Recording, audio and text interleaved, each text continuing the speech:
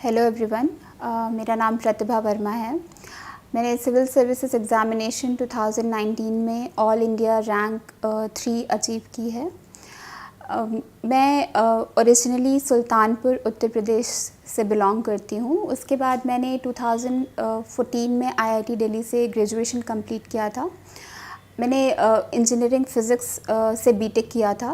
उसके बाद 2 साल के लिए मैंने प्राइवेट सेक्टर में काम किया था। फिर 2016 में मैंने वहाँ से रिज़ाइन करके डिसाइड किया कि मुझे कम्प्लीटली इस एग्ज़ामिनेशन के लिए फ़ोकस करना है। फिर 2018 सिविल सर्विसेज एग्ज़ामिनेशन में मुझे 489th रैंक आई थी। उसके बाद मुझे इंडियन रेवेन्यू सर्विस अलॉट किया गया था। लास्ट ईयर मैंने इंडियन रेवेन्यू सर्विस ज्वाइन कर ली थी और उसके बाद फिर से मैंने अपने 3rd अटेम्प्ट के लिए प्रिपरेशन स्टार्ट कर दी। मेरे 3rd अटेम्प्ट में इस बार मुझे 3rd रैंक मिली है। आज मैं डेली नॉलेज ट्रैक पर अपनी प्रिपरेशन स्ट्रैटेजी के बारे में आप सबको बताना चाहती हूँ। मेरी प्रिपरेशन स्ट्रैटेजी में 4 मेन फोकस एरियाज़ थे। सबसे पहले मेरा फोकस था बेसिक नॉलेज को स्ट्रेंथन करना। उसके लिए मैंने सबसे पहले स्टैंडर्ड सोर्सेज से पढ़ाई शुरू की। देयर आर 6 एरियाज़ जिसमें अपने नॉलेज को सबसे पहले बिल्ड करना बहुत ज़रूरी है। दूसरा था करंट अफेयर्स पे फोकस करना। उसके लिए रेगुलरली न्यूज़पेपर और मंथली करंट अफेयर्स पे का मटेरियल मार्केट से लेके उस पे मैंने बहुत ज़्यादा फोकस किया था सो दैट सारे पॉइंट्स मेरे प्रिपेयर हों। और इसमें सबसे ज़्यादा ज़रूरी चीज़ ये थी कि मैंने लास्ट 2 इयर्स के करंट अफेयर्स कवर किए थे। तीसरा था प्रैक्टिस करना बहुत ज़रूरी है इस एग्ज़ाम के लिए, चाहे वो प्रीलिम्स के क्वेश्चंस आंसर्स हो, चाहे वो मेंस की आंसर राइटिंग हो या पर्सनालिटी टेस्ट के लिए क्वेश्चन आंसर प्रैक्टिस करना हो। तो इन सब चीज़ों के लिए एक प्रैक्टिस बहुत ही ज़्यादा इम्पॉर्टेंट पार्ट है। और चौथा मेन पॉइंट था रिवीजन। तो इस एरिया में मैंने अपने मटेरियल्स, अपने सोर्सेज लिमिटेड रखे थे और मेरा फोकस ये था कि उन्हीं सोर्सेज को बार बार रिवाइज़ करते जाओ। इससे ये होता है कि आपकी नॉलेज एक तो कंसोलिडेट होती जाती है, दूसरा आपको कॉन्फिडेंस आता रहता है कि आपको हर एक टॉपिक के बारे में एटलीस्ट इतना पता है कि आप एक पेज का आंसर कर सकते हो। तो इसके लिए रिवीजन बहुत ही ज़्यादा ज़रूरी है। तो मेरे ये 4 मेन फोकस एरियाज़ थे। अब हम जीएस की तरफ आते हैं। तो मेंस के पेपर में आपको पता होगा जीएस के 4 क्वेश्चन पेपर होते हैं, 1, 2, 3, 4। जीएस 1 फोकस करता है society, history and geography, mainly in 3 areas पे। तो इन तीनों के लिए मैंने सबसे पहले जियोग्राफी का मुझे पता था कि प्रीलिम्स में मेरे स्टैंडर्ड सोर्सेज हैं एनसीईआरटी क्लास 11th और 12th की बुक्स। मैंने through out the preparation, prelims के लिए हो या मेंस के लिए, बस इन्हीं दोनों बुक्स को रेफ़र किया था। तो जियोग्राफी मेरा वहाँ से कवर हो गया। दूसरा पार्ट आता है हिस्ट्री और सोसाइटी। इन दोनों चीज़ों को मैं काफ़ी कंटिन्यूटी में प्रिपेयर करती थी क्योंकि सोसाइटी के बहुत सारे पॉइंट्स आपको मॉडर्न हिस्ट्री से मिलते हैं और आजकल इतने डायनेमिक क्वेश्चंस हो गए हैं कि आपको सोसाइटी और मॉडर्न हिस्ट्री के क्वेश्चंस काफ़ी मिक्स्ड तरीके से मिलेंगे। तो हमेशा इन दोनों चीज़ों को मेंस के पॉइंट ऑफ व्यू से साथ में प्रिपेयर करना काफ़ी फ़ायदेमंद रहता है।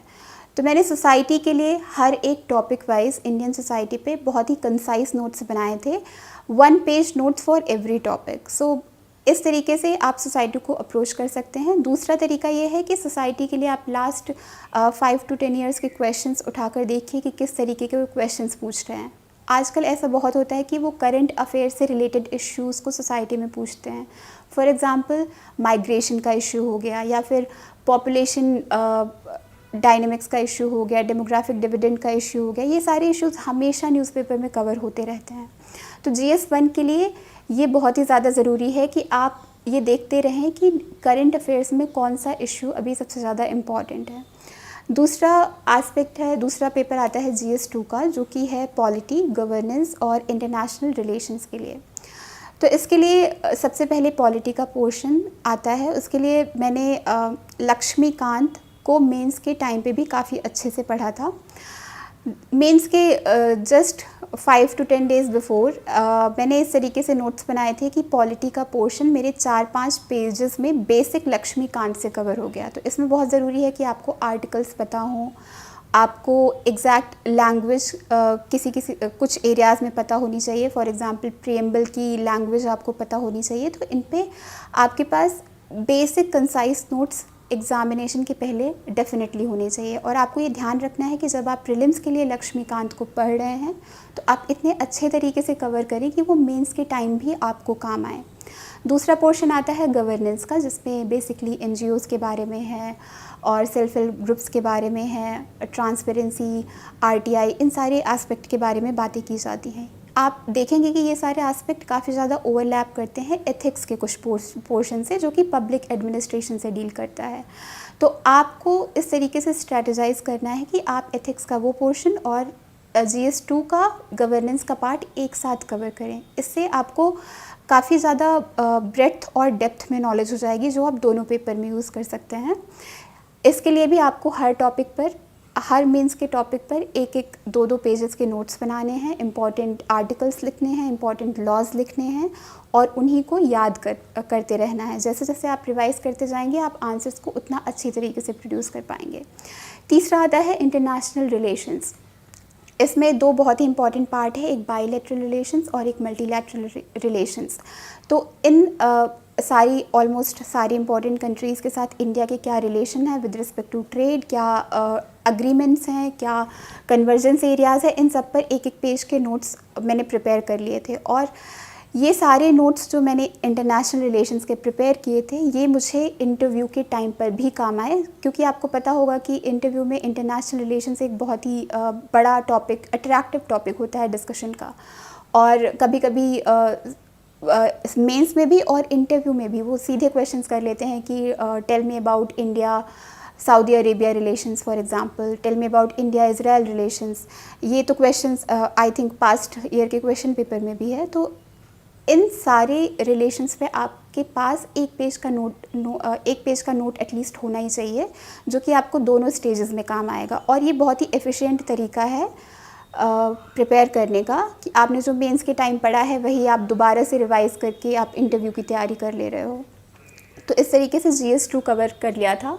फिर आता है GS3 में 4 इम्पॉर्टेंट पार्ट आते हैं। एक तो इकॉनमी है, इकॉनमी का मेजर पोर्शन एग्रीकल्चर है, उसके बाद इंडस्ट्री और सर्विसेज। तो आपको ध्यान रखना है कि आप एग्रीकल्चर के हर एक टॉपिक पर आपके पास नोट्स होने चाहिए, चाहे वो सब्सिडी का टॉपिक हो, चाहे वो फूड प्रोसेसिंग का, चाहे एनिमल हस्बेंड्री का टॉपिक हो। ये सारे टॉपिक्स मेंस में लिस्टेड हैं और सारे टॉपिक्स पे आपके पास डेटा होना चाहिए, फैक्ट्स होने चाहिए, करंट स्टेटस होने चाहिए, क्या स्कीम्स हैं और उनका टारगेट क्या है। आप अगर पिछले साल के क्वेश्चन पेपर देखेंगे तो वो इन्हीं थीम्स में से क्वेश्चन निकाल कर पूछते हैं। कभी कभी ऐसा आ जाता है कि सुपरमार्केट के बारे में, सुपरमार्केट किस तरीके से इंडियन एग्रीकल्चर में चेंजेस लेकर आ रहा है। तो ये टॉपिक काफ़ी ज़्यादा रिलेटेड है फूड प्रोसेसिंग से, काफ़ी ज़्यादा रिलेटेड है ट्रांसपोर्टेशन एंड डिस्ट्रीब्यूशन से। ये सारे टॉपिक्स लिस्टेड हैं। तो आपको इन चीज़ों को लिंक करना आना चाहिए और वो तभी होगा जब हर एक टॉपिक पर आपके पास नोट्स अवेलेबल हैं। अगर डेटा अवेलेबल है और फैक्ट्स अवेलेबल हैं तो आप बहुत ही अच्छा आंसर लिख सकते हैं इस पर।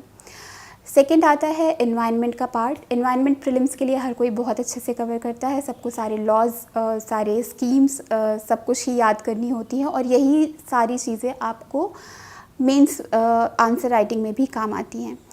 और आपको ये भी ध्यान रखना चाहिए कि इसके बहुत सारे टॉपिक्स आपको इंटरव्यू में भी काम आ सकते हैं। फॉर एग्ज़ाम्पल पोल्यूशन के टॉपिक पर मैंने हर एक पोल्यूशन पे नोट्स बना कर रखे थे, जो मैं मेंस के टाइम पे भी वही याद करती थी और मैं इंटरव्यू के टाइम पर भी उन्हीं चीज़ों को रिवाइज़ कर लेती थी।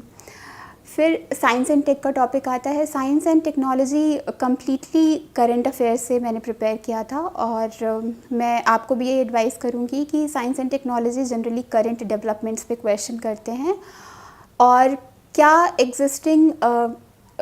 एग्जिस्टिंग स्कीम्स क्या हैं। For example nano technology mission आपको पता होना चाहिए। फिर जो नई इमर्जिंग फील्ड्स हैं, cyber physical system, internet of things, robotics, artificial intelligence, इन सब पे हमेशा नीति आयोग की या गवर्नमेंट की कोई ना कोई स्ट्रैटेजी पेपर रिलीज़ होता रहता है। तो यू शुड नो कि उसके मेन पॉइंट्स क्या हैं। आपको डिटेल में जाने की बिल्कुल ज़रूरत नहीं है, थोड़ा बहुत ऊपर से आपको आइडिया होगा तो you can write a good answer. चौथा टॉपिक है सिक्योरिटी का। तो सिक्योरिटी में काफ़ी ज़्यादा स्टैटिक पोर्शन है और सिक्योरिटी एक ऐसा टॉपिक है जो कि जनरली लोग प्रीलिम्स में कवर नहीं करते हैं। तो सोसाइटी के लिए सिक्योरिटी के लिए आपके पास थोड़ा सा हिस्टोरिकल बैकग्राउंड हर एक इश्यू का, for example north east insurgency का या जम्मू कश्मीर की प्रॉब्लम का, लेफ़्ट विंग एक्सट्रीमिज़म का, इन सब के पास आपका थोड़ा सा बैकग्राउंड होना चाहिए। और फिर what is the current status कि कितना अभी उसकी वजह से क्या क्या इश्यूज़ आ रहे हैं, सरकार ने क्या क्या स्टेप्स लिए हैं और कितना इसको किस हद तक कंट्रोल कर लिया है, तो ये आपको पता होना चाहिए। फिर इसका काफ़ी सारा पोर्शन आप इंटरनेशनल रिलेशंस में भी कवर कर सकते हैं, क्योंकि सिक्योरिटी का काफ़ी portion, for example cyber security और मैरीटाइम सिक्योरिटी, ये सब बहुत ही डीपली इंटर रिलेटेड है इंटरनेशनल रिलेशंस से। फॉर एग्जांपल मैरीटाइम सिक्योरिटी आप सिक्योरिटी में भी पढ़ेंगे, इसमें भी क्वेश्चंस आ सकता है, और आप इंटरनेशनल रिलेशंस में थ्रू वेरियस मल्टीलेटरल फोरम्स या फिर इंडियन ओशन कंट्रीज़ के साथ, एशियान के साथ इंडिया का क्या रिलेशन है और वो डिफेंस डिप्लोमेसी में या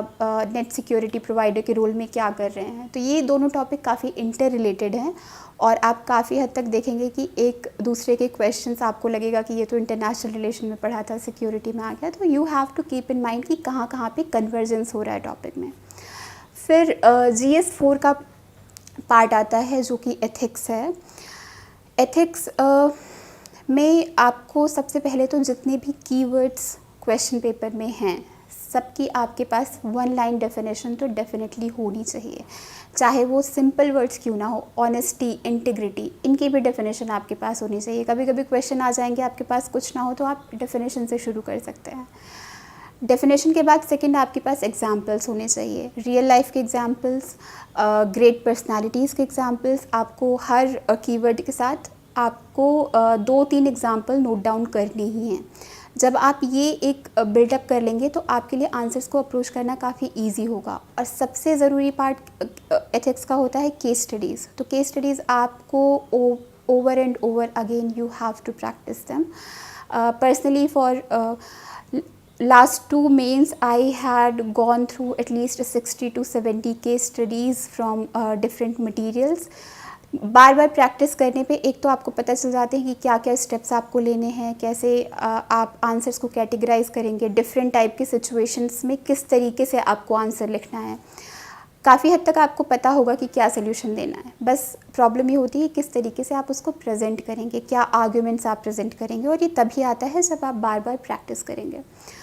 तो ओवरऑल GS को लेकर मेरी यही स्ट्रैटेजी थी। तो इसमें आप ध्यान रखिएगा कि इसके लिए न्यूज़पेपर और कंटिन्यूस प्रैक्टिस, रिवीजन और at the end very concise notes, ये बहुत ही ज़्यादा ज़रूरी हैं। GS 1 2 3 4 की स्ट्रैटेजी डिस्कस करने के बाद अब हम नेक्स्ट टॉपिक पर आते हैं जो कि है आंसर राइटिंग। आंसर राइटिंग एक बहुत ही इम्पॉर्टेंट पार्ट है मेंस की प्रिपरेशन का, और बिना आंसर राइटिंग के फाइनल पेपर में 20 क्वेश्चंस आंसर करना विद इन 3 आवर्स बहुत डिफ़िकल्ट होता है। तो इसलिए बहुत ज़रूरी है कि आप आंसर राइटिंग रेगुलर बेसिस पर करते रहें। कम से कम जब भी प्रीलिम्स का पेपर ख़त्म हो जाए उसके बाद आपको 4 महीने मिलते हैं, तो आपको उसमें स्ट्रैटेजाइज़ करना पड़ेगा कि आप हर GS 1 2 3 4 के लिए आप ये डिसाइड करें कि कम से कम 3 से 4 क्वेश्चन पेपर हर GS के लिए आपको अटेम्प्ट करना ही है। और फिर आप ये देख सकते हैं कि आपका कौन सा GS का पेपर है जिसमें आपको ज़्यादा वर्क करना है, उसके बेसिस पर आप डिसाइड करेंगे कितने नंबर ऑफ़ क्वेश्चन पेपर लिखने हैं। अब आंसर राइटिंग में सबसे बड़ा चैलेंज लोगों को ये आता है कि कौन से क्वेश्चंस का आंसर करें या कौन सी कोचिंग का मटेरियल एक्सेस करें या फिर ऑनलाइन क्वेश्चंस देखकर करें। तो करेंटली मार्केट में अभी इसके लिए बहुत सारे प्रोग्राम्स अवेलेबल हैं। फॉर एग्जांपल बहुत सारी साइट्स पे आपको डेली आंसर राइटिंग चैलेंजेस मिल जाएंगे, बहुत लोगों को वो बेनिफिशियल लगता है। काफ़ी सारे टॉपर्स ने, मेरे फेलो एस्पिरेंट्स ने वो किया हुआ है। दूसरा है कि आपको एक कोचिंग की टेस्ट सीरीज़ ज्वाइन कर लें और उसकी टेस्ट सीरीज़ को रेगुलरली जब भी उसकी डेट हो या जब भी आप फुली प्रिपेयर्ड हो आप उसको जाके अटेम्प्ट करें। आंसर राइटिंग में सबसे बड़ा चैलेंज ये आता है कि किस तरीके से इसको अप्रोच किया जाए। मार्केट में बहुत तरीके के सॉल्यूशंस अवेलेबल हैं। फॉर एग्ज़ाम्पल बहुत सारी ऑनलाइन साइट्स या कोचिंग्स हैं जो कि डेली आंसर राइटिंग्स ऑफ़र करती हैं। फिर बहुत सारी कोचिंग्स की टेस्ट सीरीज़ हैं जो कि आप उसको ज्वाइन करके रेगुलर बेसिस पे जब भी उसकी डेट हो या जब भी आप फुली प्रिपेयर्ड हो आप उसको जाके अटेम्प्ट करें। पर्सनली मैंने डेली आंसर राइटिंग से स्टार्ट किया था, पर आफ्टर अ वाइल कुछ दिनों बाद मुझे ऐसा रियलाइज़ हुआ कि ये मेरे लिए उतना बेनिफिशियल नहीं है, क्योंकि एक तो उस टाइम पर जब मैंने ये स्टार्ट किया था तब मेरी नॉलेज बेस उतना स्ट्रॉन्ग नहीं था। दूसरा, उस टाइम पे मुझे काफ़ी टाइम लगता था आंसर्स लिखने में, और तीसरा वो सारे क्वेश्चंस उसमें final examination point of view से इतने इम्पॉर्टेंट नहीं होते। तो फिर मैंने डेली आंसर राइटिंग स्टॉप करके फिर सबसे पहले मैंने अपना बेसिक पे फोकस करना शुरू किया था, करंट अफेयर्स ख़त्म किया। फिर जब प्रीलिम्स के बाद मुझे मैंने चेक किया कि हाँ मैं प्रीलिम्स क्वालिफाई कर लूँगी, उसके बाद फिर मैंने हर पेपर वाइज, जैसे मैंने पहले बताया था, हर टॉपिक पे नोट्स प्रिपेयर करके उसको याद करके रिवाइज़ करके फिर मैंने आंसर्स लिखना शुरू किया। तो पर्सनली मैंने विजन आईएएस की टेस्ट सीरीज़ ज्वाइन की थी 2018 के एग्ज़ाम के लिए, और उसमें मैंने उस टाइम पे मैंने करीब 10 से 12 टेस्ट ही अटेम्प्ट किए थे उस टाइम पर, क्योंकि मुझे ज़्यादा टाइम नहीं मिला था जीएस पे फोकस करने का। तो उसकी वजह से मेरे जीएस में उतने अच्छे मार्क्स भी नहीं आए थे। पर इस अटेम्प्ट के लिए मैंने कोई कोचिंग तो ज्वाइन नहीं की थी या कोई कोचिंग की टेस्ट सीरीज़ ज्वाइन नहीं की थी। मैं बेसिकली लास्ट ईयर के क्वेश्चंस अटेम्प्ट करती थी, उसको लिखने का ट्राई करती थी किस तरीके से कर पाऊँगी। और दूसरा, मार्केट में फ्रीली अवेलेबल क्वेश्चंस होते हैं, आप उसको लेकर आप खुद से प्रैक्टिस कर सकते हैं। तो मेरी यही स्ट्रैटेजी थी कि लास्ट ईयर के क्वेश्चंस पेपर में अटेम्प्ट करूँगी और मैं उन्हीं के आंसर्स लिखूँगी। तो इस साल मैंने कोई कोचिंग तो ज्वाइन नहीं की थी टेस्ट सीरीज़ के लिए, बट मैंने ये प्रोग्राम बना लिया था कि डेली एटलीस्ट 1 घंटा मैं क्वेश्चंस के आंसर्स लिखती थी। और जब भी कभी ऐसा होता था कि मैं क्वेश्चन के आंसर नहीं लिख पा रही हूँ, तो मैं क्वेश्चंस लेकर बैठती थी और उस पर मैं ब्रेनस्टॉर्मिंग करती थी कि क्या क्या कीवर्ड्स इसमें इम्पॉर्टेंट हैं और मुझे इस क्वेश्चन के लिए कितने पार्ट्स में आंसर को डिवाइड करना है, हर पार्ट में मुझे कितने पॉइंट लिखने हैं और वो पॉइंट क्या हो सकते हैं। तो मैं बस क्वेश्चंस को मेंटली ही कभी कभी प्रैक्टिस कर लेती थी। तो डेली बेसिस पे क्वेश्चंस करते रहना ये बहुत ही बेनिफिशियल होता है। आप ये क्वेश्चंस कहीं से भी एक्सेस कर सकते हैं, चाहे पास्ट ईयर के क्वेश्चंस हो, चाहे किसी कोचिंग के क्वेश्चन हो। तो आपको ये ध्यान रखना है कि जब भी आप क्वेश्चन देख रहे हैं आप उसमें इंट्रोडक्शन सोच लीजिए। अगर आपको कोई डेटा पॉइंट पता है, कोई फैक्ट पता है, कोई डेफिनेशन पता है, तो आप सोच लीजिए कि मुझे ये लिखना है। फिर क्वेश्चन के सबसे पहले तो सारे कीवर्ड्स अंडरलाइन करिए कि वो किन किन चीज़ों पे फोर्स कर रहा है। कभी कभी ऐसा होता है आप क्वेश्चंस पढ़ेंगे और आपको लगेगा कि मुझे इसमें कुछ आंसर नहीं आता, तो उस टाइम पे आप कीवर्ड्स अंडरलाइन करिए और उन कीवर्ड्स को आप एड्रेस करते जाएंगे तो आपका एक क्वेश्चन बहुत ही वेल राउंडेड आंसर डेवलप हो जाता है। तो इसके लिए बहुत ज़रूरी है कीवर्ड्स पे ध्यान दीजिए और मेंटली ब्रेनस्टॉर्मिंग कंटिन्यूअसली आपकी होती रहनी चाहिए, चाहे वो जीएस का पेपर हो चाहे ऑप्शनल का पेपर हो, दोनों में ही ये बहुत ज़रूरी है। फिर आता है एथिक्स का पार्ट आंसर राइटिंग के लिए। तो एथिक्स में तो सबसे पहले आपको यही करना है कि डेफिनेशन, एग्जांपल्स आपको पता होने चाहिए, चाहे वो क्वेश्चन में पूछे ना पूछे, एग्जांपल लिखना है।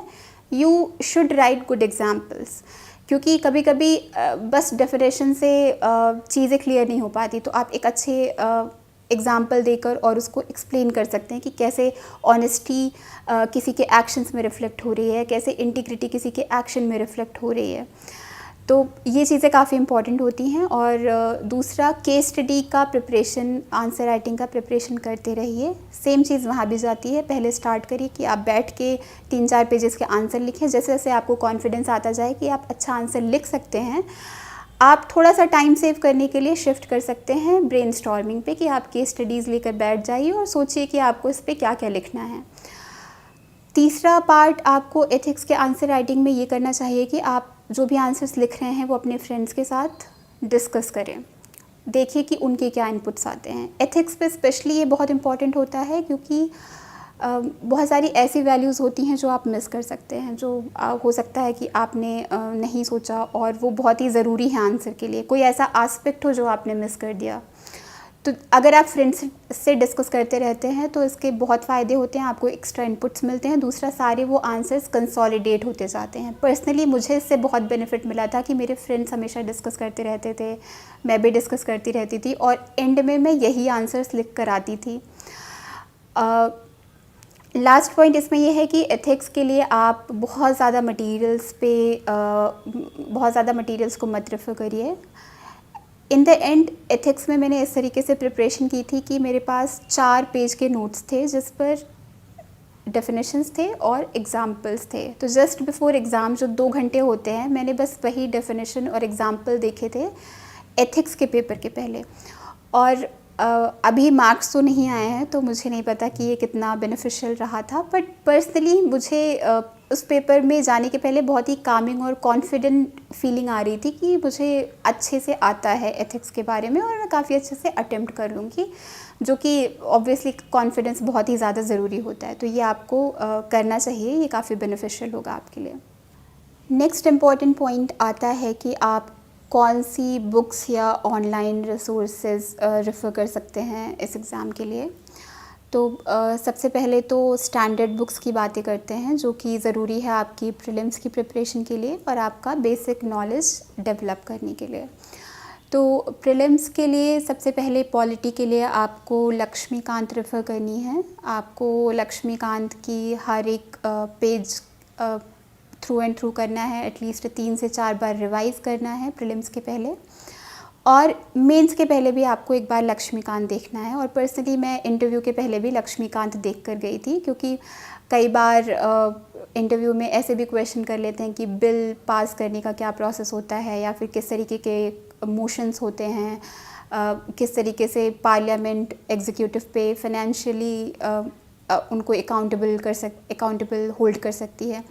तो ऐसे ऐसे क्वेश्चंस होते हैं जो कि बहुत ही बेसिक अंडरस्टैंडिंग आपकी चेक कर रहे हैं और आपको ये पता होना चाहिए। तो अगर आप लक्ष्मीकांत शुरू से बहुत ही अच्छे से प्रिपेयर करेंगे तो ये आपको हर एक स्टेज पे हेल्प करेगा।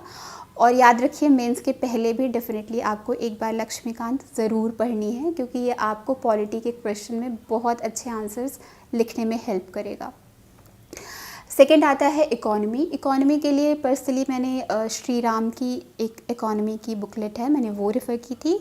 और दूसरा करेंट अफेयर्स का मटेरियल, क्योंकि इकोनॉमी में मोस्टली बहुत सारी स्कीम्स आती हैं, बहुत सारे आपको न्यू डेवलपमेंट्स पता होनी चाहिए कि डेटा क्या है। For example GDP GDP growth का क्या ट्रेंड है, या फिर इन्फ्लेशन का क्या ट्रेंड है, फूड ग्रेन्स का क्या ट्रेंड है, इज़ इट इंक्रीजिंग डिक्रीजिंग। तो ये सब बेसिक नॉलेज है। इसके लिए आपको सबसे पहले तो आपको बेसिक कॉन्सेप्ट्स पता होने चाहिए, इन्फ्लेशन, डिसइन्फ्लेशन, रिसेशन, ये सब चीज़ें तो आपको पता ही होनी चाहिए। इसके लिए आप कोई भी बेसिक सोर्स रेफ़र कर सकते हैं। मैंने श्री राम का किया था। दूसरा करंट अफेयर्स आता है और तीसरा इकोनॉमिक सर्वे आपको डेफिनेटली देखना है। और अगर आप ये कर सकते हैं तो डेफिनेटली लास्ट 2 इयर्स का इकोनॉमी का करंट अफेयर्स ज़रूर देखिए, क्योंकि अगर आपको ट्रेंड देखना है तो कम से कम आपको पिछले 2-3 सालों का पता होना चाहिए कि क्या रहा है ट्रेंड, किन चीज़ों में इंपोर्ट एक्सपोर्ट बढ़ा है, घटा है। ये सब चीज़ें आपको बेसिक याद नहीं करनी, रटनी नहीं है, आपको एक बेसिक आइडिया होना चाहिए कि इज़ इट कंसिस्टेंटली इंक्रीजिंग और डिक्रीजिंग, क्या चल रहा है, ट्रेंड क्या चल रहा है। तो उसके लिए आपको 2-3 साल का करंट अफेयर्स देखना पड़ेगा। तीसरी चीज़ आती है जियोग्राफ़ी के लिए मैंने पहले ही बताया कि मैं बस NCERT 11th 12th through out the preparation मैंने बस ये 2 किताबें पढ़ी थी। इसके अलावा आपको प्रीलिम्स के लिए मैप की प्रैक्टिस करनी पड़ेगी। मैप आपको मेजर ओशंस पता होने चाहिए, इंडिया की मेजर जियोग्राफिकल फीचर्स पता होने चाहिए, रिवर्स पता होनी चाहिए, उनकी ट्रिब्यूटरीज पता होनी चाहिए। तो ये बेसिक जो मैप का नॉलेज आपको होना चाहिए। और दूसरा बहुत ही केसेस में फॉर एग्ज़ाम्पल इंडियन ओशन के बारे में, या फिर उधर इंडियन ओशन में क्या क्या कंट्रीज़ हैं इनके बारे में पूछते हैं। और आजकल काफ़ी कॉमन सेंस के बेसिस पे क्वेश्चन कर लेते हैं कि एक स्टेट से दूसरे स्टेट में जाने में कितने स्टेट क्रॉस होंगे। तो ये सब चीज़ें आपको थोड़ा प्रीलिम्स के पहले इन सब चीज़ों पे प्रैक्टिस कर लेनी चाहिए मैप की। मेंस के लिए आप बस अगर एनसीईआरटी की 11th 12th एक बार गो थ्रू कर लेंगे, उसको बार बार रिवाइज़ करने की ज़रूरत नहीं है। मैं मेंस के जस्ट 5 to 10 डेज़ बिफोर मैं एक बार ये दोनों किताबें देख लेती थी जियोग्राफ़ी के लिए। चौथा आता है मॉडर्न हिस्ट्री। उसके लिए आप एनसीईआरटी रेफ़र कर सकते हैं। पर्सनली मैंने स्पेक्ट्रम मॉडर्न हिस्ट्री रेफ़र की थी प्रीलिम्स के लिए भी और मेंस के लिए भी। प्रीलिम्स के लिए तो कम्प्लीटली आपको हर एक पेज पढ़ना है स्पेक्ट्रम का। मेंस के लिए आप ये कर सकते हैं कि स्पेक्ट्रम के हर चैप्टर के एंड में एक समरी होती है, आप उस समरी को गो थ्रू कर लें तो आपको मेजर पॉइंट्स पता चल जाएंगे कि फॉर एग्ज़ाम्पल 1921 में या फिर जो भी मूवमेंट्स हुए थे, गांधी जी का नॉन वायलेंट मूवमेंट थे, उसमें नॉन कोऑपरेशन मूवमेंट था, दांडी मार्च था, इन सब चीज़ों के इम्पोर्टेंस क्या थी, इम्पॉर्टेंट डेट्स क्या थे। तो बेसिकली आपको अगर थोड़ा सा भी आइडिया रहेगा कि किस ईयर में क्या हुआ था, जो कि आपको समरी पढ़ के लग जाएगा, आप बहुत अच्छा आंसर लिख सकते हैं मेंस में। उसके बाद आता है कल्चर। कल्चर के लिए मैंने पर्सनली नितिन सिंघानिया की बुक रेफ़र की थी। उसके मैंने हर एक चैप्टर्स पढ़े थे और उसमें काफ़ी अच्छे से इंडिया के आर्ट फॉर्म्स को कवर किया गया है, पेंटिंग्स को, स्कल्पचर को, जो कि बहुत ही ज़्यादा ज़रूरी क्वेश्चंस हैं। फिर आपको इन सब के अलावा पता होना चाहिए कि इम्पॉर्टेंट प्लेसेस क्या हैं। और कल्चर में एक 12th की फ़ाइन आर्ट्स की बुक है, उसका मुझे अभी नाम नहीं याद आ रहा है, I am sorry for that. 12th की एक कल्चर की बुक है, वो बहुत ही अच्छी बुक है, वो मुझे काफ़ी अच्छी लगी थी क्योंकि उससे जो इंडिया के फॉर एग्ज़ाम्पल टेम्पल्स हैं या फिर स्तूपास हैं, विहारास हैं, किन प्लेसेस पे हैं, और बहुत सारे स्कल्पचर्स जो इंडिया में मिलते हैं, फॉर एग्ज़ाम्पल नटराजा का, इन सब की काफ़ी अच्छी सी हिस्ट्री, डिटेल्ड हिस्ट्री दे रखी है, जो कि पढ़ने में भी बहुत इंटरेस्टिंग लगती थी मुझे। और उसमें बहुत सारे प्लेसेस के नाम आते थे जो मैं याद कर लेती थी, और वो फाइनली एग्ज़ाम में लास्ट ईयर प्रीलिम्स में मेरे लिए काफ़ी हेल्पफुल रही थी। कल्चर के बाद एनवायरनमेंट आता है। एनवायरनमेंट में मैंने शंकर की एनवायरनमेंट की बुक रेफ़र की थी। उससे आपका पूरा बेसिक एक तो प्रिपेयर हो जाएगा। उसमें आपको ecosystem, different kind of ecosystem, environment, basic pollutants क्या हैं, इतने सारे जो प्रोटोकॉल्स हैं, क्योटो प्रोटोकॉल, और ओजोन डिप्लीटिंग सब्सटेंसेस के लिए जो इतने सारे प्रोटोकॉल्स हैं, for example Montreal, Kigali agreement, ये सब बेसिक्स आपको उसमें मिल जाएंगे कि इनके पीछे इनका ऑब्जेक्टिव क्या था, कब किस ईयर में किया था, क्या क्या इसके एम थे, वो सब आपको बेसिक आइडिया होना चाहिए। सेकेंडली इसका करंट अफेयर्स, आपको रेगुलरली इन्वायरमेंट का आपको अपडेट करते रहना है, क्योंकि इन्वायरमेंट एक ऐसा चीज़ है जिस पे कंटिन्यूसली डिस्कशन होता रहता है। एवरी ईयर कॉन्फ्रेंस होते रहते हैं और there are tens of conferences for biodiversity, migratory species, बहुत सारी चीज़ों पे बहुत कुछ होता रहता है। तो इसका करंट अफेयर्स बिल्कुल आपको हमेशा हर पॉइंट पे अपडेटेड रखना है। लास्ट आता है science and technology. Science and technology completely मैंने करंट अफेयर से प्रिपेयर किया था, क्योंकि एक तो मुझे थोड़ा बेनिफिट मेरे बैकग्राउंड की वजह से भी था कि मैं फ़िज़िक्स, मैंने बीटेक किया था इंजीनियरिंग फ़िज़िक्स में, मेरा ऑप्शनल भी फ़िज़िक्स था, तो एक तरीके से वो वाला पोर्शन मुझे आता था। दूसरा ये था कि आपको जो करंट अफेयर्स मटेरियल्स हैं, जो भी डेवलपमेंट्स हैं, वो आपको पता होने चाहिए। और साइंस एंड टेक्नोलॉजी में भी बहुत ज़रूरी है कि आपको लास्ट 2-3 ईयर्स की चीज़ें पता होनी चाहिए, क्योंकि साइंस हमें it is a continuous process. Science एक साल में नहीं इवॉल्व होता, तो अगर आपको लास्ट 2-3 साल के डेवलपमेंट्स नहीं पता है तो शायद आप क्वेश्चन को अच्छे से आंसर नहीं कर पाएंगे, आप गलत अटेम्प्ट कर लेंगे प्रीलिम्स में। तो ये मेन एरियाज़ हो गए। उसके बाद ऑनलाइन रिसोर्सेज की बात आती है, तो ऑनलाइन रिसोर्सेज में ज़्यादातर तो मैं ऑफ़लाइन मटेरियल ही रेफ़र करती थी, बट आप करंट अफेयर्स ऑनलाइन रेफ़र कर सकते हैं। बहुत सारे डेली करंट अफेयर्स की प्रोग्राम्स चल रहे हैं, उसमें आप छोटे पॉइंट्स जैसे साइंस एंड टेक्नोलॉजी के छोटे छोटे डेवलपमेंट्स आप नोट कर सकते हैं। बट पर्सनली मैंने ऐसा कुछ नहीं किया था। मैं monthly current affairs vision IAS की बुकलेट आती थी, मैं उसी से प्रिपेयर करती थी, क्योंकि उससे काफ़ी कंसोलिडेटेड वर्जन मिलता था और मुझे पता रहता था कि इतना स्पेसिफिक चीज़ें मुझे पढ़नी है, इसको बार बार रिवाइज़ करनी है, ये मुझे काफ़ी हेल्प करेगी।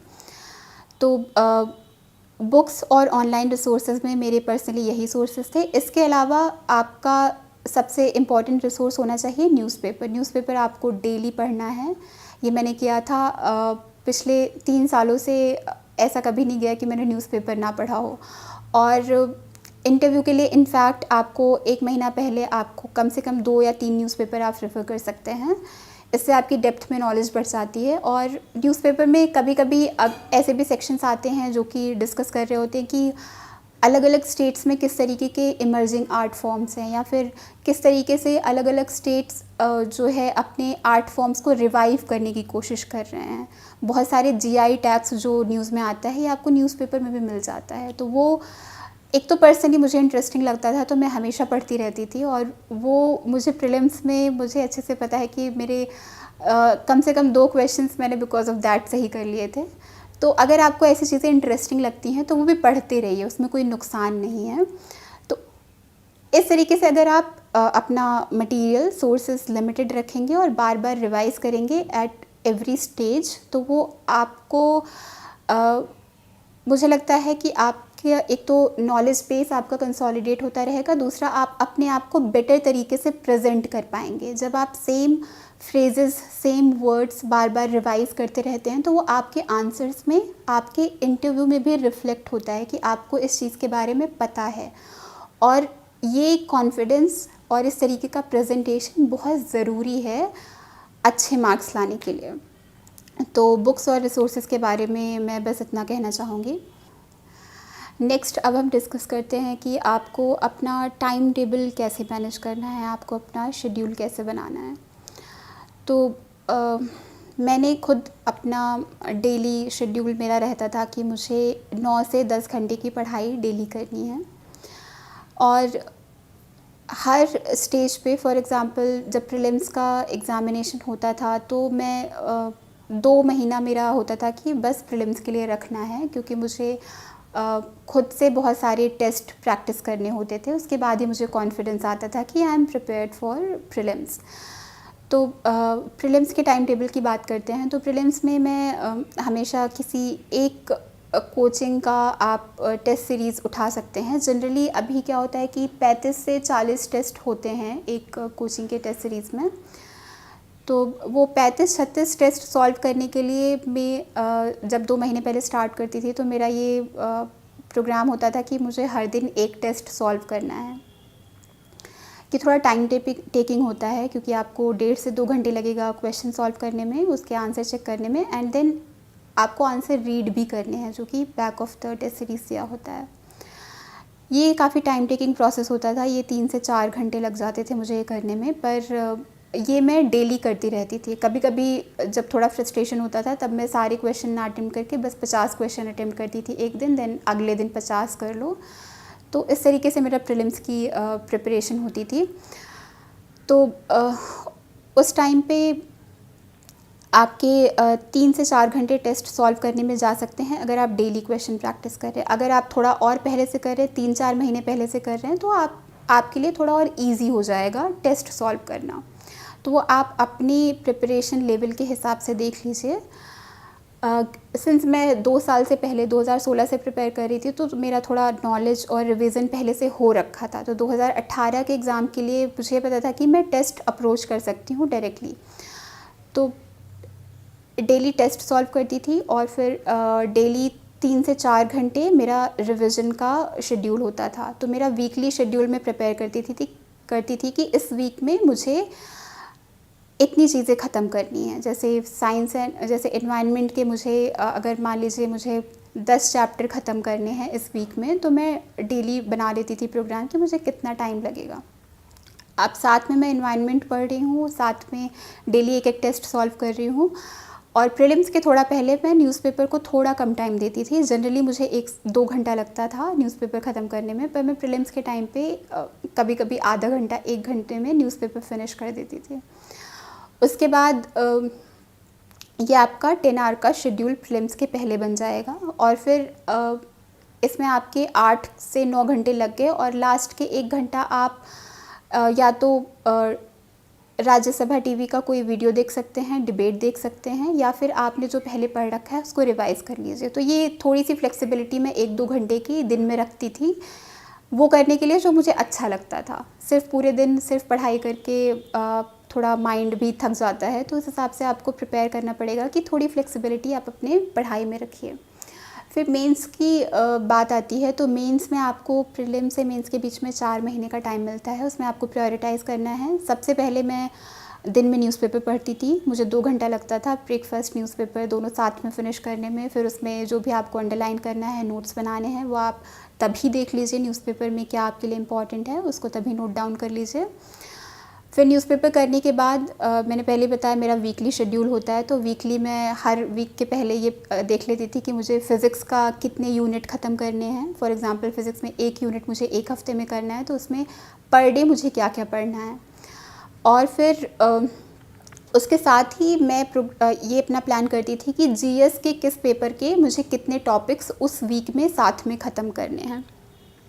तो अगर मैंने जीएस 4 के 3 टॉपिक उठा लिए कि इस वीक में करने हैं, तो मैं हर दिन 2-2 घंटा एथिक्स को देती जाऊंगी वो टॉपिक्स ख़त्म करने के लिए।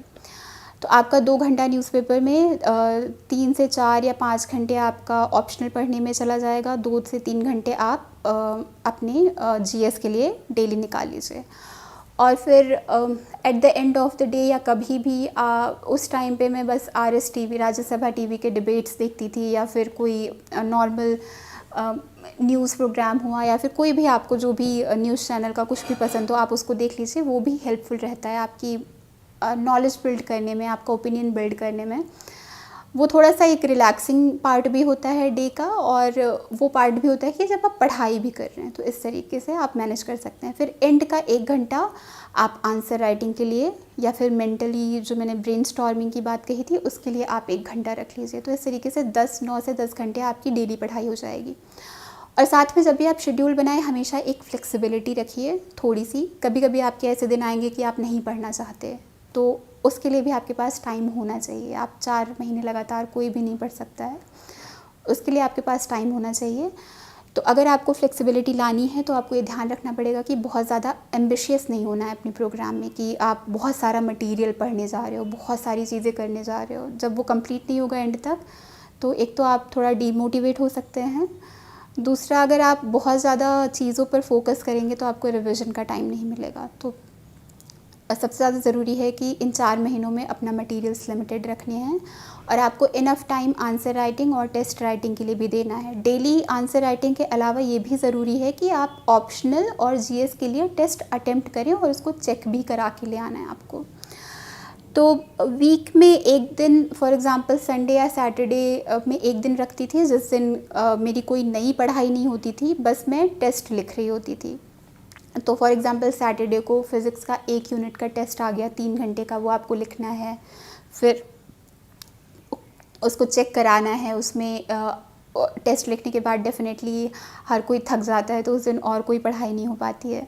फिर आपको इसी बीच में आपको ऐसे डेज़ अलॉट करने पड़ेंगे जिस दिन आप एस्से की प्रैक्टिस कर रहे होंगे। फॉर एग्ज़ाम्पल मैं हर 2 हफ्ते में एक एस्से पेपर लिखती थी, तो मेरा एवरी 15th डे एक एस्से का पेपर लाकर उसमें 2 एस्से के क्वेश्चंस होते हैं। You have to attempt in 3 hours, वो आपको पता है। तो आपको उस हिसाब से एक फ्लेक्सिबल बट काफ़ी एफिशिएंट शेड्यूलिंग करनी पड़ेगी आपको मेंस की पढ़ाई के लिए। इंटरव्यू के लिए मेरा टाइम टेबल ये रहता है कि जब भी आपका रिज़ल्ट आ जाएगा, आप इंटरव्यू की प्रोसेस में इन्वॉल्व हो जाओगे। तो इंटरव्यू में तो आपको पता है कि आपको अपना डाफ प्रिपेयर करना है बहुत अच्छे से, तो उसके टॉपिक्स आपको पढ़ने हैं। आपको 2 से 3 न्यूज़पेपर डेली करना है, तो न्यूज़पेपर में आपका काफ़ी सारा टाइम 3 से 4-5 घंटे लोगों के चले जाते हैं न्यूज़पेपर करने में, but it is totally worth it. आपको न्यूज़पेपर से हमेशा अपडेटेड रहना है। फिर आपके डैफ के टॉपिक्स आपको प्रिपेयर करने हैं, वो बहुत अच्छे से करना है। पर आपको ये भी ध्यान रखना है कि सिर्फ डैफ तक ना लिमिटेड रहें। कई बार ऐसे अनएक्सपेक्टेड इंटरव्यूज़ हो जाते हैं जिसमें आपके डैफ से बिल्कुल भी क्वेश्चन ना करके करंट अफेयर्स या जीएस के क्वेश्चन करेंगे। तो इसका सबसे अच्छा तरीका जो मैंने बताया कि आप जीएस के नोट्स जो आपने मेंस के टाइम पे प्रिपेयर किए थे, आप उसको एक बार गो थ्रू कर लें ऊपर से। सब कुछ रटने की ज़रूरत नहीं है इस बार, बस आपको ऊपर से आप देख लीजिए कि क्या क्या पॉइंट्स हैं, क्या क्या टॉपिक्स हैं जिसको आप ऐड कर सकते हैं। तो ये एक तरीके से काफ़ी हेल्पफुल होता है आपका इंटरनेशनल रिलेशंस या फिर सिक्योरिटी के टॉपिक्स प्रिपेयर करने में। तो इसके लिए आपको फिर से एफ़र्ट डालने की ज़रूरत नहीं पड़ेगी, आपको इसके लिए अलग से क्लासेस लगाने की ज़रूरत नहीं पड़ेगी। सिविल सर्विसेज एग्ज़ामिनेशन 2019 मेरा थर्ड अटेम्प्ट था। तो अब इस पे बातें करते हैं कि मैंने पहले के अटेम्प्ट्स में क्या मिस्टेक्स की थी और मैंने उससे क्या सीखा। फ़र्स्ट अटेम्प्ट जब मैंने 2017 में दिया था, उस टाइम पे मैं प्रीलिम्स नहीं क्लियर कर पाई थी। मेरे बस 98 मार्क्स आए थे। उस टाइम पे मुझे याद है कि मैंने रिवीजन पे ज़्यादा फोकस नहीं दिया था। करंट अफेयर्स मेरा उतने अच्छे से प्रिपेयर्ड नहीं था। तो सेकंड अटेम्प्ट के लिए मेरा बहुत ज़्यादा फोकस सबसे पहले प्रीलिम्स क्लियर करने पे था। तो उस टाइम पे मैंने प्रीलिम्स के लिए, जैसे मैंने बताया, बहुत टेस्ट सीरीज़ 30 से 40 टेस्ट लगाए थे मैंने हर चीज़ कम से कम 3 से 4 बार रिवाइज़ की थी। और 1 साल पहले से मैं करंट अफेयर्स पढ़ ही रही थी, तो मैंने उसको भी, और उस साल का करंट अफेयर, तो 2 साल का करंट अफेयर्स रिवाइज़ किया था। और मैंने ये फ़ोकस किया था प्रीलिम्स क्लियर करने के लिए कि मुझे ज़्यादा से ज़्यादा क्वेश्चंस अटेम्प्ट करने हैं। तो मैं 90 प्लस क्वेश्चंस अटेम्प्ट करके आई थी सेकेंड अटेम्प्ट में। इस मेरी स्ट्रैटेजी से मुझे काफ़ी बेनिफिट मिला था। फिर सेकेंड अटेम्प्ट में मैंने सबसे बड़ी गलती ये की थी कि मैंने एसए और जीएस 1 एंड 3 पर बहुत ही कम फोकस किया था। मैंने जीएस 2, जीएस 4 के लिए प्रैक्टिस भी की थी, काफ़ी क्वेश्चंस भी प्रिपेयर किए थे before going to the exam. उसके लिए काफ़ी डीप में पढ़ाई की थी, बट जीएस 1 एंड 3 के लिए उतने अच्छे से नहीं किया था। फॉर एग्ज़ाम्पल सोसाइटी मैंने बिल्कुल भी कवर नहीं किया था, और एग्रीकल्चर का पोर्शन मैंने उतने अच्छे से नहीं किया था। बस मैं करंट अफेयर्स का मटेरियल पढ़ के चली गई थी, उसके लिए मैंने कोई नोट्स नहीं बनाए थे। और एसए में के लिए मैंने बिल्कुल भी प्रैक्टिस नहीं की थी। वो मेरे लिए बहुत ही वीक पॉइंट था, जिसकी वजह से मुझे काफ़ी डेफिनेटली मैंने एसए में बिल्कुल भी अच्छा स्कोर नहीं किया था। मेरे पास 109 मार्क्स आए थे। और ये मिस्टेक मैंने एग्ज़ाम के टाइम पे रियलाइज़ कर ली थी, और जब मार्क्स आए तो तब भी ये पता चल गया कि ये तुम्हारे एरियाज़ ऑफ वीकनेसेस हैं। उस टाइम पे मैंने अच्छी चीज़ें ये की थी कि उस टाइम पे मैंने ऑप्शनल पे बहुत ज़्यादा फोकस किया था। मैंने पिछले साल के क्वेश्चंस सॉल्व किए थे, मैंने प्रॉपर्ली टेस्ट सीरीज़ अटेंड की थी ऑप्शनल के लिए, और सारे टॉपिक्स बहुत ही डेप्थ में जाकर पढ़े थे, उस पर खुद से नोट्स बनाए थे, जिसका बेनिफिट मुझे थर्ड अटेम्प्ट में भी मिला था। फिर सेकेंड अटेम्प्ट का जब रिज़ल्ट आया, 489 रैंक आई थी और उसके मार्क्स आए, तो मुझे पता चल गया कि मेरे वीक पॉइंट्स एसए और जीएस के ही थे। तो फिर मैंने इस अटेम्प्ट के लिए ये प्रायोरिटाइज़ किया कि मुझे इन पे काफ़ी प्रैक्टिस करनी है और इन पे नोट्स बनाने हैं। मैंने एग्जैक्टली वही किया। मेरे पास एथिक्स और जीएस 2 का काफ़ी सारा मुझे पहले से पता था कि क्या करना है। इस बार जीएस 3 के लिए मैंने सारे टॉपिक्स पे नोट्स बनाए थे, और जीएस 1 में सोसाइटी पे मैंने काफ़ी फोकस किया था। और एसए के लिए मैं वही कि हर 2 वीक्स में जाकर एक टेस्ट लिखना होता था मुझे, 2 टॉपिक्स पर एसए लिख कर आती थी। तो इससे मुझे ये हो गया था कि मेरा टाइम मैनेजमेंट बहुत इम्प्रूव हो गया था। मैं 3 घंटे के अंदर 2 एसेज प्रॉपरली 1000 वर्ड्स के लिख पाती थी। और इस टाइम पे मैंने थोड़े ये भी देखे कि किस तरीके के टॉपिक्स मेरे स्ट्रॉन्ग पॉइंट्स हैं और किस तरीके के टॉपिक्स मेरे स्ट्रॉन्ग पॉइंट्स नहीं हैं। तो जब आप ये रियलाइज़ कर लेते हैं, तो फाइनल एस्से में भी आप उस तरीके से अप्रोच कर सकते हैं। फिर थर्ड अटेम्प्ट के लिए ऑप्शनल की मेरी सेम स्ट्रैटेजी थी जो मेरी पहली थी। मैंने जितनी पढ़ाई लास्ट टाइम की थी उतनी पढ़ाई इस बार भी की थी। फिर प्रीलिम्स के लिए भी मेरी सेम स्ट्रैटेजी थी सेकेंड अटेम्प्ट जैसी, क्योंकि मुझे पता था कि जो मैंने सेकेंड अटेम्प्ट में किया था वो बहुत ही फ्रूटफुल था। सेम चीज़ें मैंने फिर से की, बार बार बुक्स रिवाइज़ की थी, जो स्टैंडर्ड बुक्स थी, करंट अफेयर्स पढ़ा था, और 30 से 40 टेस्ट प्रैक्टिस किए थे। और थर्ड अटेम्प्ट में भी मैं 93-94 क्वेश्चंस अटेम्प्ट करके आई थी। तो ये मेरी कुछ स्ट्रॉन्ग पॉइंट्स थे और वीक पॉइंट्स थे जिन पे मैंने काम किया, और I think because of working on these points in a very focused manner has given me a good result. अब कुछ डूज़ एंड डोंट्स की बातें करते हैं कि इस एग्ज़ाम के लिए आपको किन किन चीज़ों पे फोकस करना है। तो जैसा कि मैं ऑलरेडी बता रही हूँ कि आपको कंसिस्टेंट होना है, आपको रेगुलरली प्रैक्टिस करनी है क्वेश्चंस की, आपको काफ़ी हार्ड वर्किंग होना पड़ेगा, आपको अपने मटेरियल्स जो है वो कंसाइज नोट्स उसके बनाने पड़ेंगे, ताकि जस्ट बिफोर एग्ज़ाम्स आप उनको रिवाइज़ कर सकें। आप एग्ज़ाम के पहले बहुत कुछ रिवाइज़ नहीं कर सकते, ये आपको ध्यान रखना है। आपको टेस्ट लिखने हैं, आपको चेक कराने हैं। इसके लिए बहुत ही फोकस और एफ़र्ट की ज़रूरत पड़ती है। और नेक्स्ट आप अपने फ्रेंड्स के साथ, अपने स्टडी ग्रुप अगर आपका कोई है तो उनके साथ क्वेश्चंस डिस्कस करते रहिए, इससे आपका नॉलेज कंसोलिडेट होता रहेगा। डोंट्स में आते हैं तो सबसे पहले तो do not waste your time on social media. इससे सोशल मीडिया का और इस एग्ज़ाम का बहुत ही पता नहीं, personally I don't know what relation there is, अगर आपको उससे कोई बेनिफिट मिलता है। पर्सनली मुझे लगता था कि उससे कोई बेनिफिट नहीं है, तो मैं बिल्कुल भी एक्टिव नहीं थी सोशल मीडिया पे। दूसरा, don't be too ambitious with respect to number of materials that you can cover. You're only a person, you're a human being. आप बहुत ही लिमिटेड मटीरियल्स ही आप पढ़ाई करके रिवाइज़ कर सकते हैं, तो अपने मटीरियल्स लिमिटेड rखिए, ज़्यादा एम्बिशियस मत होइए। और तीसरी सबसे ज़्यादा ज़रूरी चीज़ है कि आप कम्प्लीटली कोचिंग इंस्टीट्यूशंस पर मत डिपेंडेंट रहिएगा।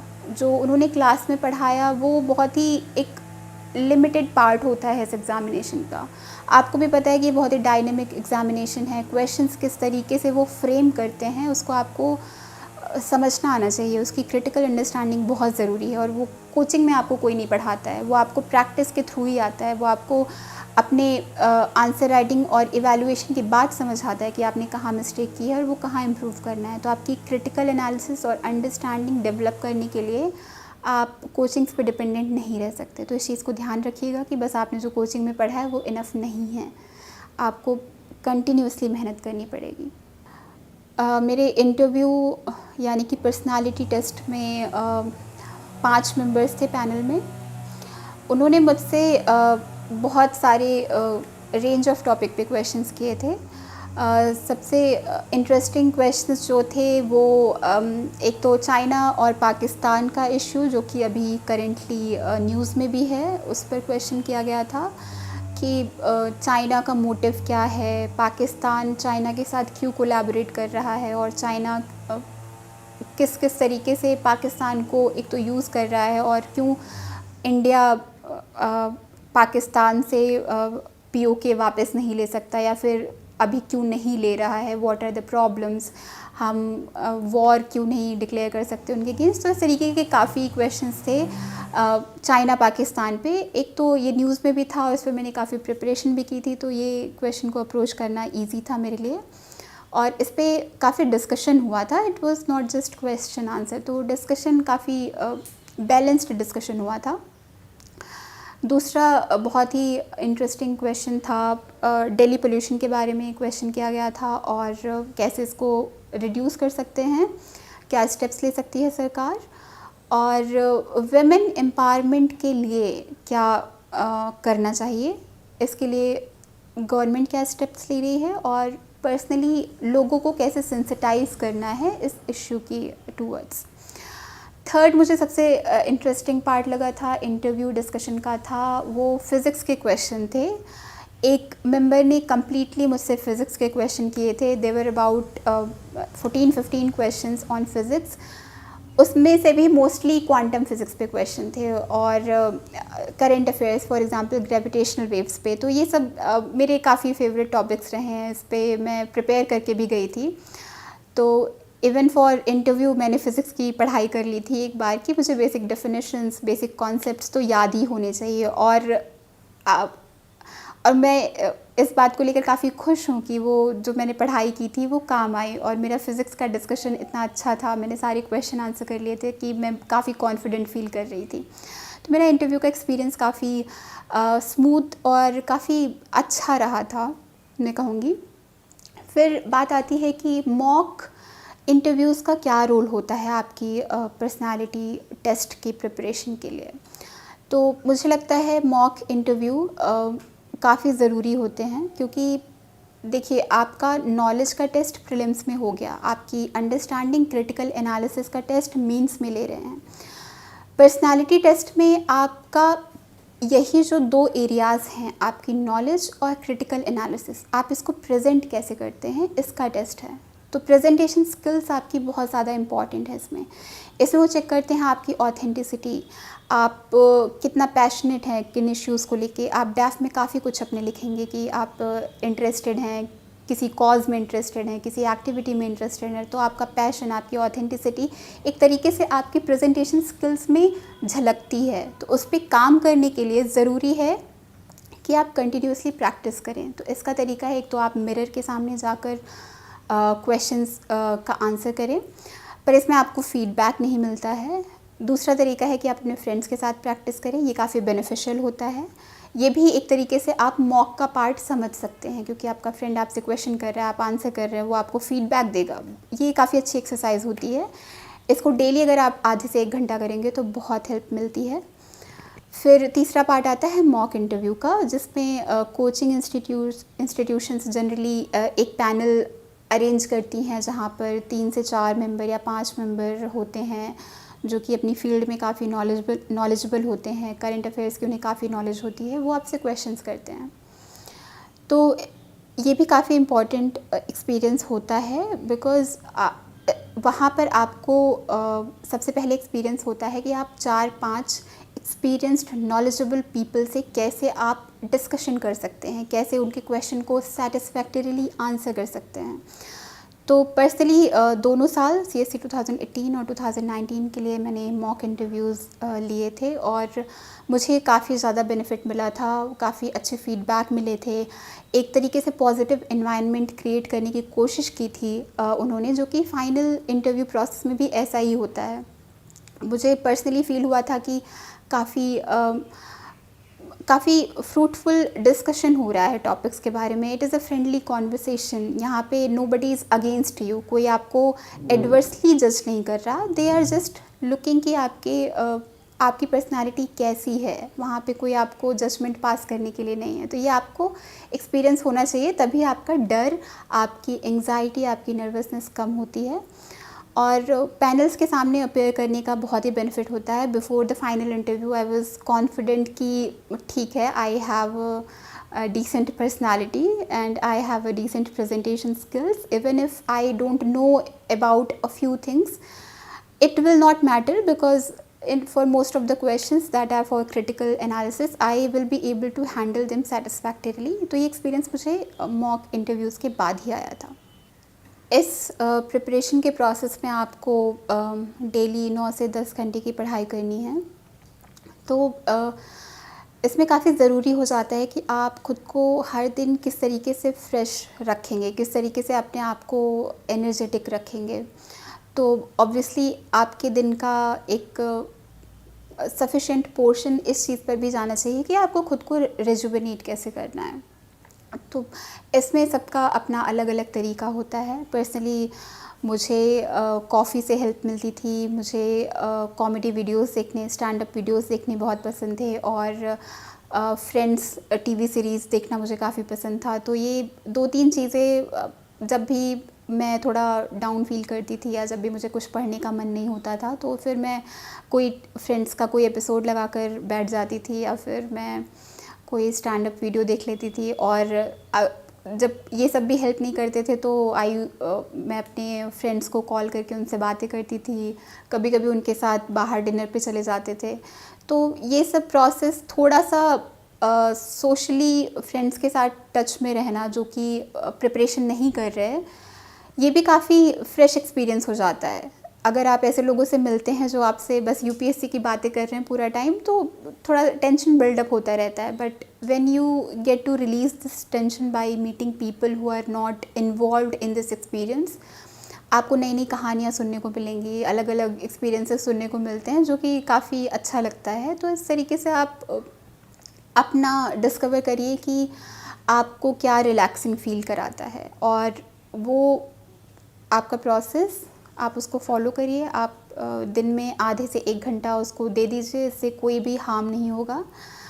10 घंटे के अलावा भी आपके पास 14 घंटे हैं दिन में, उसमें आप एक्सरसाइज कर सकते हैं, उसमें आप वीडियोस देख सकते हैं, मेडिटेशन कर सकते हैं, अपने दोस्तों से बातें कर सकते हैं, और डेफिनेटली आपको 7 से 8 घंटे की नींद लेना चाहिए।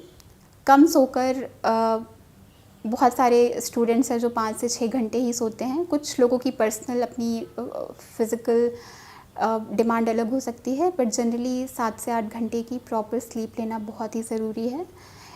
स्लीप से बेटर कोई भी चीज़ नहीं है आपको फ्रेश करने के लिए। तो इन सब चीज़ों पे ध्यान रखिए और अपनी हेल्थ पर सबसे ज़्यादा ध्यान रखिए। आपको अच्छा खाना खाना है, फ्रूट्स लेने हैं, अलग अलग तरीके के वेजिटेबल्स खाने हैं। विदाउट प्रॉपर न्यूट्रिशन और हेल्थ आप के लिए फ़ोकस करना भी डिफ़िकल्ट होगा और आपकी बॉडी के लिए भी इतना प्रेशर सस्टेन करना मुश्किल हो जाता है। तो इन सब चीज़ों पे ध्यान रखिए और आई होप आप सब अच्छे से पढ़ाई करते रहें। नेक्स्ट इशू है कि क्या इस एग्ज़ाम के लिए कोचिंग ज़रूरी है।